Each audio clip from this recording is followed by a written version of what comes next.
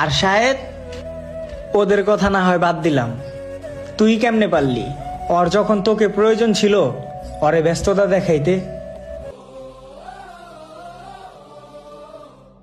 ভাবতেও পারি নাই রে বন্ধুটা এমনি চলে যাইব। পুরা ক্লাবটা খা খা করবো পরে ছাড়া সবারে মাথায় রাখতো সবসময়। হ বন্ধু, তুই ঠিকই কইছস, মন মানসিকতাও ভালো নাই, টিভিটা ছাড়ি। দূর বেটা কি কস, টিভি ছাড়বি মানে? মাত্র এলি বন্ধুরে দাফন কইরা অন টিভিটা ছাড়লে ভালো দেখাইবে বিষয়টা। কি মিয়া, তোমার আবার এত দেরি হইলো কি আকাশ? দেরি হইব না, ওই তো পেট পূজা করে আইছে, মিষ্টি আর বাগর খানিলা ব্যস্ত ছিল। দেখ না টিস্যু হাতে। হ, খিদা লাগছিল তাই খাই আইছি। আর হন, যে যাওয়ার হেতো গেছি, এখন সময় তো কাটানো লাগবো, আয় কাঠ খেলি।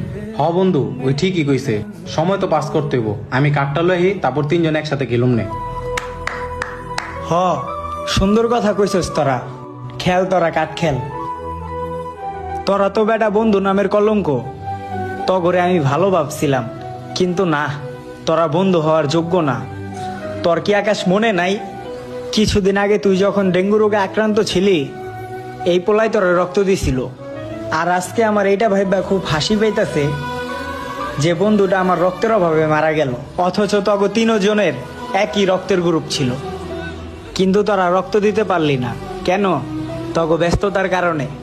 আচ্ছা, তোদের কাছে আমার একটা প্রশ্ন, তোরা তো আজকেও ব্যস্ত ছিলি, তাহলে তোরা আর জানাজাতে কেন আসছস?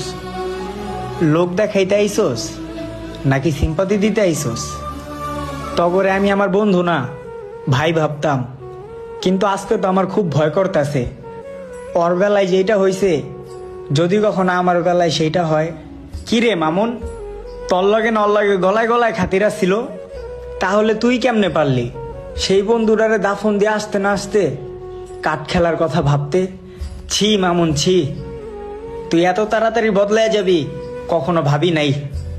আর শাহেদ, ওদের কথা না হয় বাদ দিলাম, তুই কেমনে পারলি ওর যখন তোকে প্রয়োজন ছিল ওরে ব্যস্ততা দেখাইতে?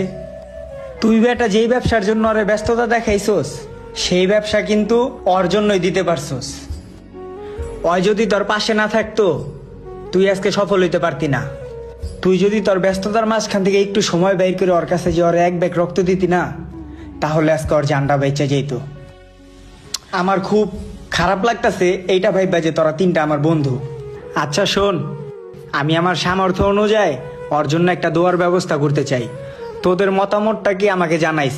এখন এতে যদি তোদের মতামত না থাকে, তাহলে তোরা অন্তত সেদিন সময় মতো আসিস, সেই দিন কোনো ব্যস্ততা দেখাইস না। কি কস এটা বন্ধু তুই? আমরা আমাকে ভুলটা বুঝতে পারছি। ওর জন্য তো বন্ধু বাচ্চা থাকতে আমরা কিছুই করতে পারি নাই। আমাকে কি এইটুকু করতে দিবি না? তোরা কি কস মামুন আকাশ? হ, আমরাও চাই। আমরাও চাই। যাক, তোদের মুখে এটা শুনে অন্তত আমি অনেক খুশি হইলাম।